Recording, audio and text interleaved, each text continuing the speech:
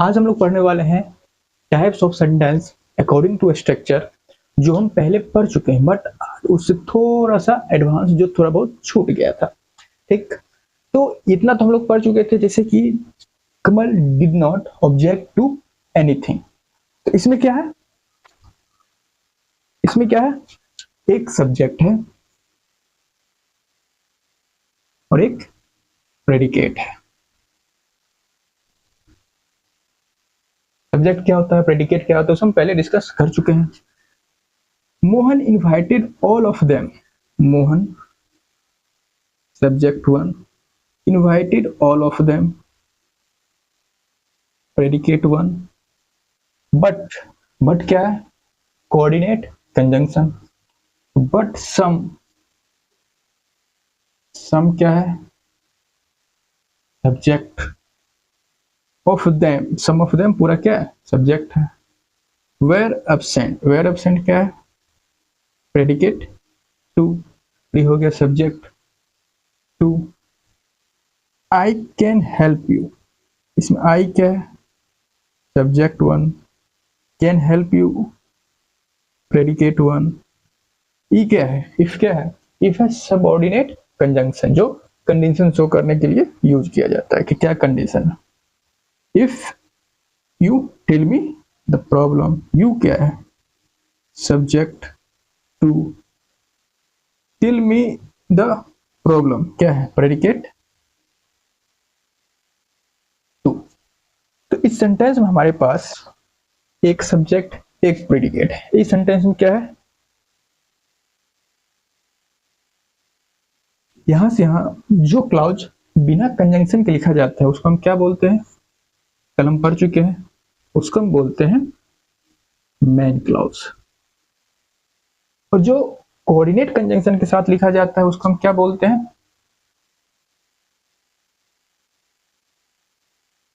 Coordinate clause.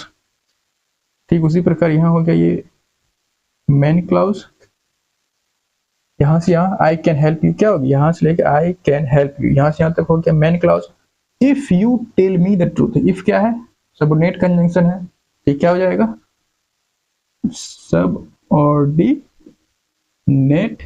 Clause. ठीक, ये हम समझिए। इसमें क्या है, इसमें कोई क्लाउज है, एक single subject single predicate sentence है। ये किसी सेंटेंस का पार्ट नहीं है, ये खुद में ही एक सेंटेंस है। तो ऐसा सेंटेंस जिसमें एक सब्जेक्ट और एक प्रेडिकेट हो, ऐसा सेंटेंस जिसमें एक सब्जेक्ट और एक प्रेडिकेट हो, उसको हम बोलते हैं सिंपल सेंटेंस। क्या बोलते हैं, सिंपल सेंटेंस। ये हमारा क्या हो गया, सिंपल सेंटेंस। ऐसा सेंटेंस जिसमें एक मेन क्लाउज हो और एक कोऑर्डिनेट क्लाउज हो, उसको हम बोलते हैं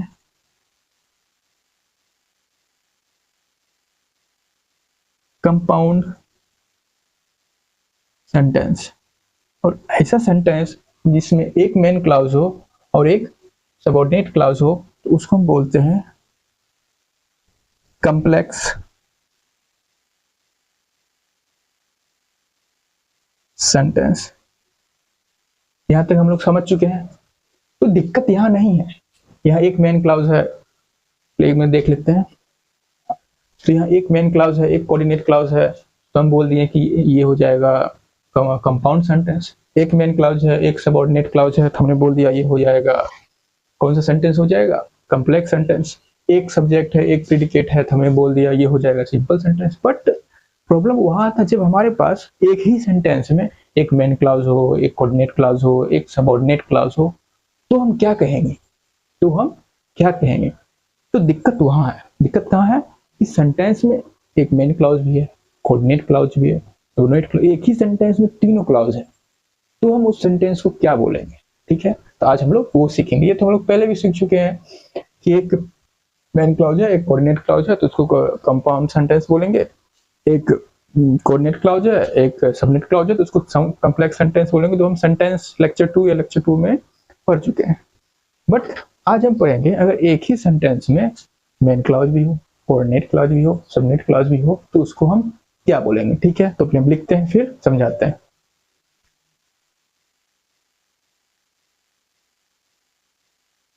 दो सेंटेंस लिखा है और हमें इसे समझना है।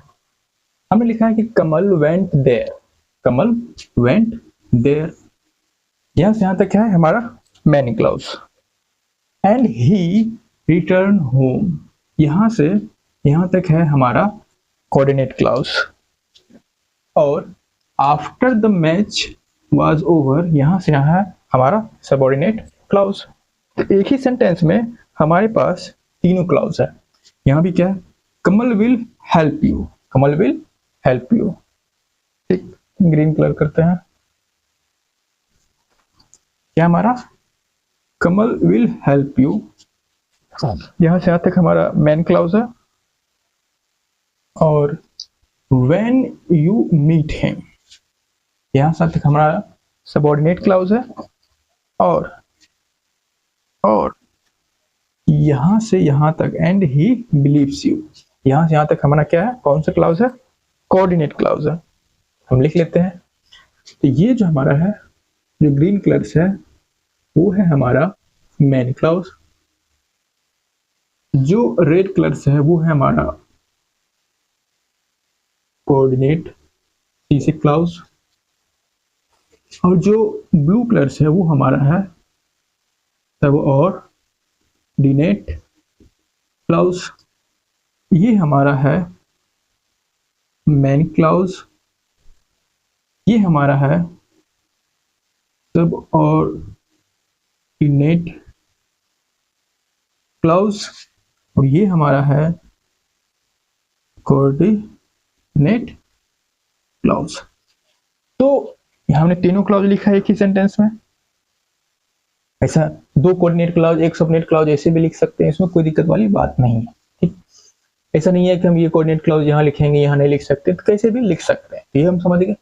अब इस सेंटेंस में एक मेन क्लाउज भी है, एक कोऑर्डिनेट क्लाउज भी है, एक सबऑर्डिनेट क्लाउज भी है। तो इस सेंटेंस को हम क्या बोले, कंपाउंड सेंटेंस बोले, कॉम्प्लेक्स सेंटेंस बोले, सिंपल सेंटेंस बोले, क्या बोले। तो यहाँ कंफ्यूजन आता है, जब एक मेन क्लाउज एक कोऑर्डिनेट क्लाउज में कोई दिक्कत हो, कोऑर्डिनेट क्लाउज है कंपाउंड सेंटेंस हो गया। और कौन सा एक मेन क्लाउज है एक सबऑर्डिनेट क्लाउज है तो कॉम्प्लेक्स सेंटेंस हो गया। बट यहाँ तीनों है, अब क्या बोलोगे। तो अगर हम सेंटेंस को ठीक से पढ़ें और समझने की कोशिश करें तो हमें लिखा है Kamal went there, Kamal went there and he return home, and he return home after the match was over. तो Kamal went there and he return home. ठीक, अब देखो हमने ही रिटर्न होम, ये जो रिटर्न का एक्शन है, ये जो रिटर्न का एक्शन है, एंड ही रिटर्न होम, कब रिटर्न होगा, after the match was over. ये जो हमने सबऑर्डिनेट क्लाउज लिखा है, कोऑर्डिनेट क्लाउज में जो इस रिटर्न एक्शन है उसके टाइम को रेफर करने के लिए लिखा है। मतलब सबऑर्डिनेट क्लाउज जो है रिटर्न किया गया है, रिटर्न फॉर, इसके लिए सबऑर्डिनेट क्लाउज रिटर्न फॉर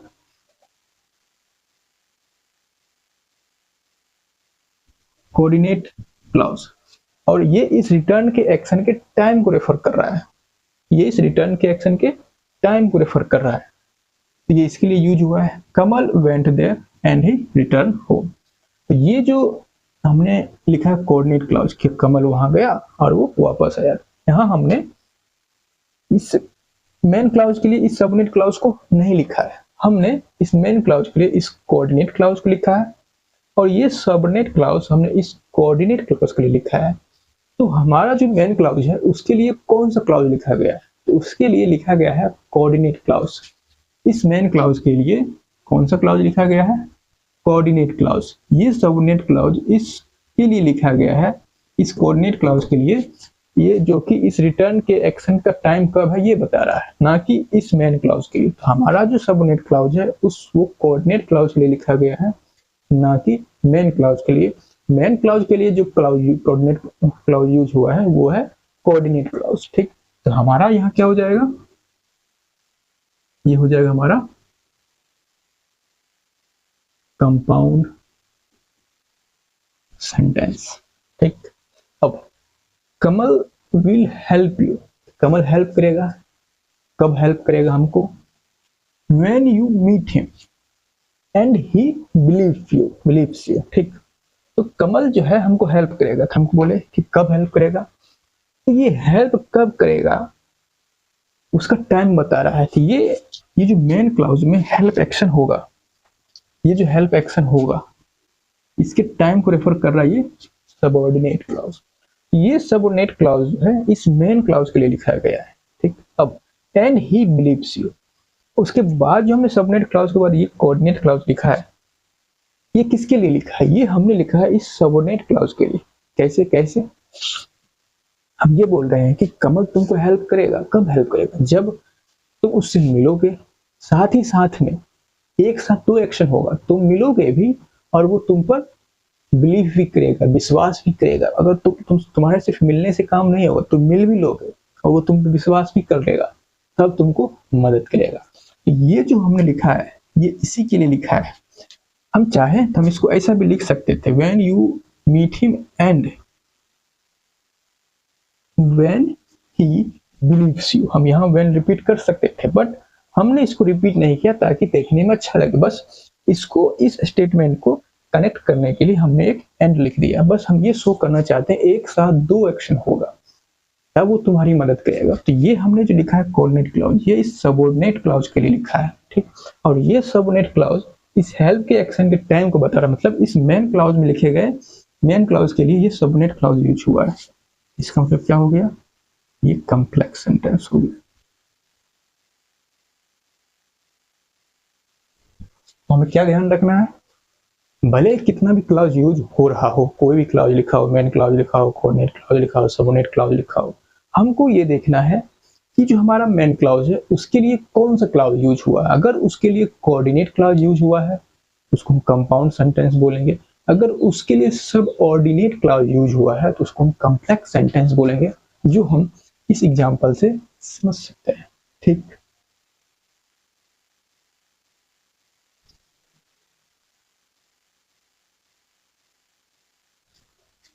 फिर से हमने कुछ सेंटेंसेस लिखे हैं।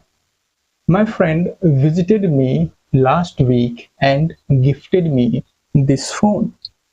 My friend, ये हमारा सब्जेक्ट हो गया। My friend क्या किया? Visited me, मेरे पास आया लास्ट वीक, तो इसने एक काम किया, एक काम किया, ये हो गया प्रेडिकेट वन। और and gifted me this phone, और उसी ने क्या किया? गिफ्ट भी किया, ये हो गया प्रेडिकेट टू। तो जो जो सिंपल जो फ्रेंड है उसी ने विजिट भी किया और उसी ने गिफ्ट भी किया, तो उसने दो काम किया। मतलब सब्जेक्ट एक ही है और हमने उस सब्जेक्ट ने दो काम किया, तो दो प्रेडिकेट है। तो हमने इस दोनों प्रेडिकेट को कनेक्ट करने के लिए एक कंजंक्शन लिख दिया। तो इसको हम क्या बोल देंगे? Compound predicate. तो सेंटेंस सिंपल ही सेंटेंस क्या है? Simple sentence. ये कंपाउंड सेंटेंस नहीं हुआ है, यहाँ कंपाउंड प्रेडिकेट हुआ है, क्योंकि हमने दो प्रेडिकेट को कनेक्ट किया है। सेंटेंस कंपाउंड कब होता है? जब हमारे पास दो सब्जेक्ट हो, एक सब्जेक्ट हो तो उसके लिए एक अलग प्रेडिकेट होता और दूसरा भी एक सब्जेक्ट होता और उसके लिए भी अपना एक अलग प्रेडिकेट होता, तो हम उसको बोलते कंपाउंड सेंटेंस। बट हमारा सब्जेक्ट एक ही है, उसका दो प्रेडिकेट है, ये हमारा कंपाउंड प्रेडिकेट बनेगा, कंपाउंड सेंटेंस नहीं। ठीक, तो कुल मिलाकर हमारे पास एक सब्जेक्ट है और उसके लिए एक प्रेडिकेट है, मतलब उसी ने दो एक्शन को परफॉर्म किया, तो क्या बन गया? Compound predicate. Mohan and all his friends, subject one and subject two, have gone to the city, have gone to the city, have gone to the city, ये हो गया हमारा प्रेडिकेट वन। तो हमारे पास क्या है? दो सब्जेक्ट है, एक मोहन है और बाकी उसके दोस्त हैं। दोनों ने एक ही काम को किया है, सब्जेक्ट दो है और दोनों ने एक ही काम को किया है। तो ये दोनों सब्जेक्ट को हम जोड़ने के लिए हमने एक कंजंक्शन यूज किया है, क्योंकि दोनों ने एक ही काम परफॉर्म किया है। इस दोनों को हमने कनेक्ट कर दिया कनेक्टिंग वर्ड कंजंक्शन से। इसको हम बोल रहे हैं, क्या बोल रहे हैं? कंपाउंड सब्जेक्ट, ये सब तो हम लोग पहले पढ़ चुके हैं, ये तो रिकॉल हो रहा है। और उसके लिए एक कॉमन प्रेडिकेट यूज किया, मतलब सब्जेक्ट दो था, दोनों ने एक ही काम परफॉर्म किया था, दो सब्जेक्ट के लिए एक ही कॉमन प्रेडिकेट यूज हुआ है। इसको हम क्या बोल रहे हैं? Compound subject. हम बोल सकते हैं हमने एक कंपाउंड सब्जेक्ट यूज किया है और एक प्रेडिकेट यूज किया है, इसलिए इस सेंटेंस को भी हम लोग क्या बोलेंगे? Simple sentence.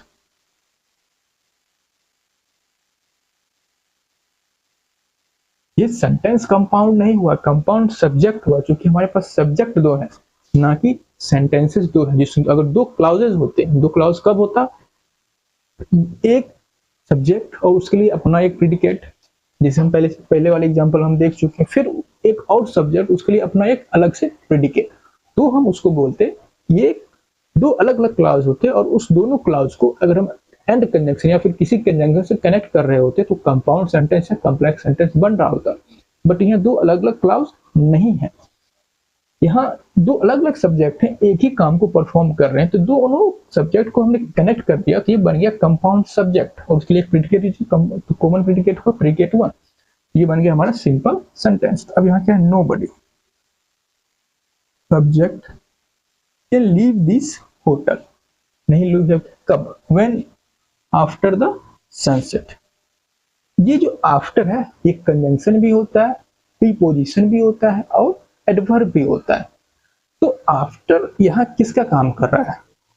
आफ्टर के बाद अगर हम कोई क्लाउज लिखे होते, क्लाउज मान लो आफ्टर के बाद ऐसे लिखा होता, ऐसे लिखा होता, अभी मिटा रहे हैं, लिखा होता आफ्टर द सन सेट्स, ऐसे लिखा होता, तो आफ्टर हो जाता है क्लाउज, क्योंकि द सन क्या हो जाता है? एक सब्जेक्ट हो जाता है, सेट्स क्या हो जाता है? हमारा वर्ब हो जाता। तो ये आफ्टर जो लिखा है वो कंजंक्शन होता है, बट यहाँ हम आफ्टर सनसेट एक सिंगल वर्ड है, या एक सिंगल वर्ड है, सनसेट के टाइम को रेफर करता है, आफ्टर द सनसेट, तो यहाँ एज ए प्रीपोजिशन यूज हुआ है। कैसे यूज हुआ? प्रीपोजिशन। तो nobody can leave this hotel after the sunset, तो सनसेट के बाद कोई लीव नहीं कर सकता, ये हमारा क्या है? फ्रेज है,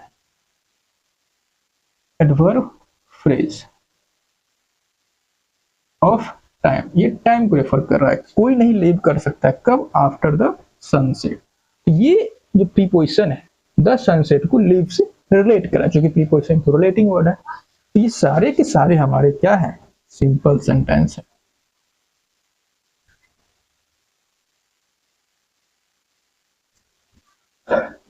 ये सब्जेक्ट है, बाकी पूरा पूरा क्या है? प्रेडिकेट है। आई होप अब कोई कंफ्यूजन नहीं रहा होगा कि सिंपल सेंटेंस किसको बोलते हैं, कंपाउंड सेंटेंस किसको बोलते हैं, कॉम्प्लेक्स सेंटेंस किसको बोलते हैं। तो अकॉर्डिंग टू स्ट्रक्चर हमारे पास सिर्फ तीन प्रकार के ही सेंटेंस होते हैं, एक सिंपल सेंटेंस, एक कंपाउंड सेंटेंस, एक कॉम्प्लेक्स सेंटेंस। इसको लिख लीजिए।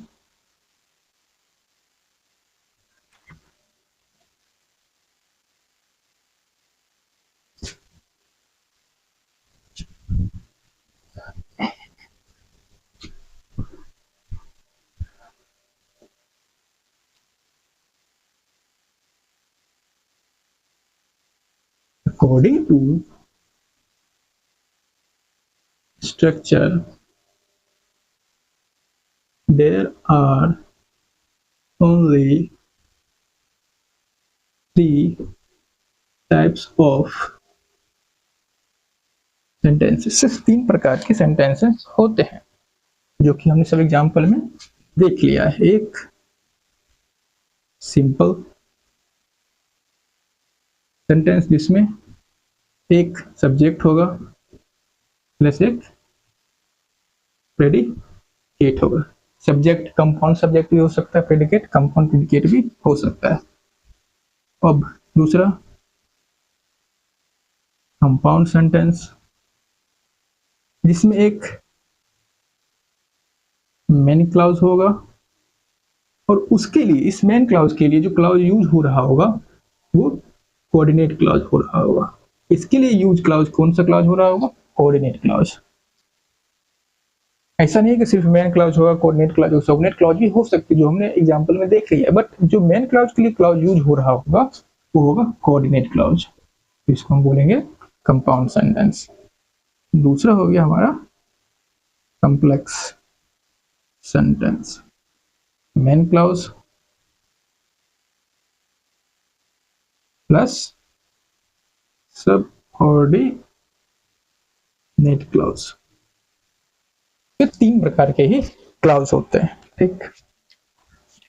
अब कुछ और एग्जांपल हम देखते हैं, उसके बाद इस चैप्टर को खत्म करते हैं। ये छोटा सा ही चैप्टर है।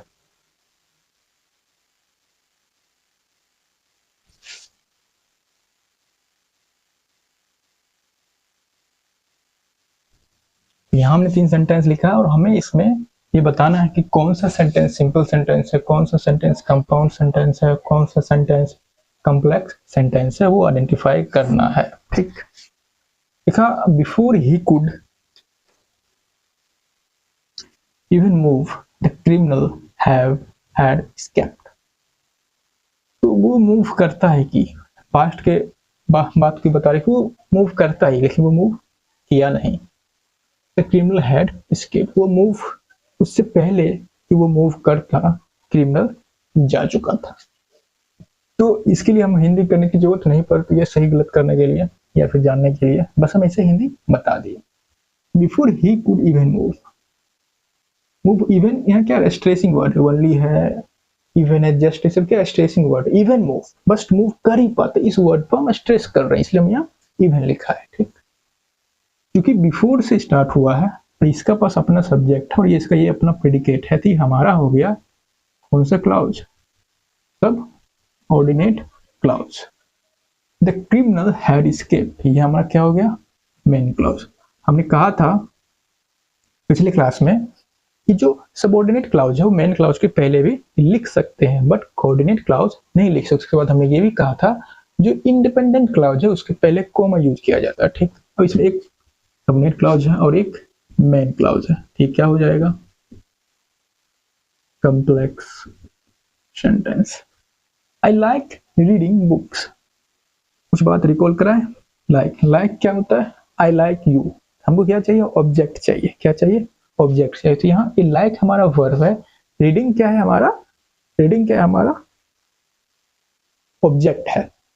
ये कौन सा ऑब्जेक्ट, ये एज ए जिरेंट काम का, I like what reading books. तो ये जिरेंट काम कर रहा है या फिर ये इसको डिस्क्राइब कर रहा है, आई लाइक क्या रीडिंग बुक, बुक को पढ़ना।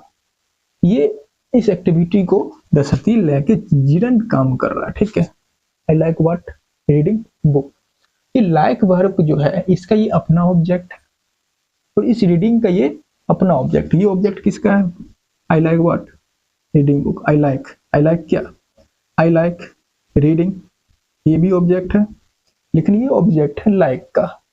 ये क्या है जिरन है जो कि सेमी वर्ब होता है जिसका अपना सब्जेक्ट और प्रेडिकेट ऑब्जेक्ट भी होता है।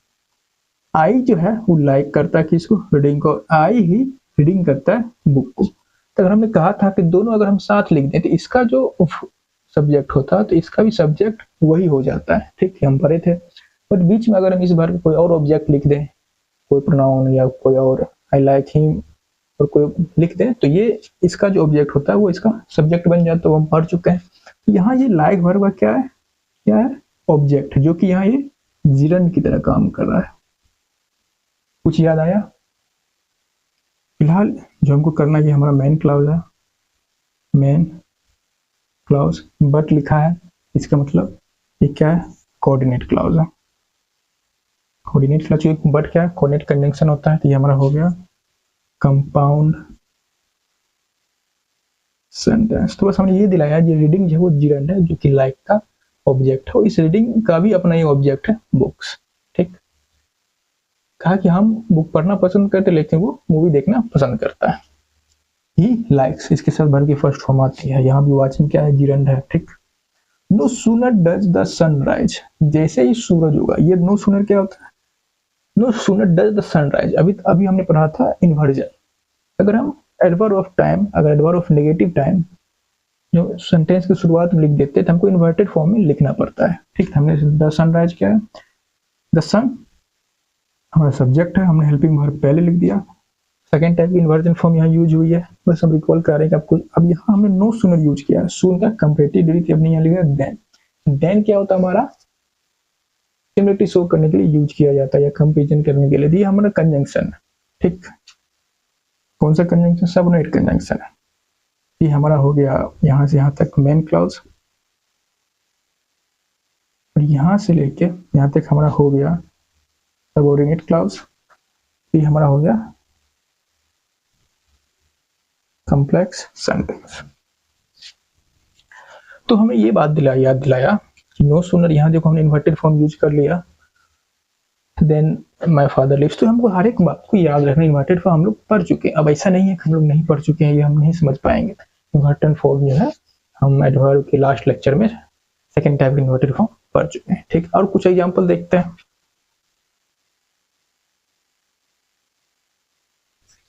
यहाँ में कुछ और एग्जांपल लिखा है, I shall meet the man whom you have chosen this time।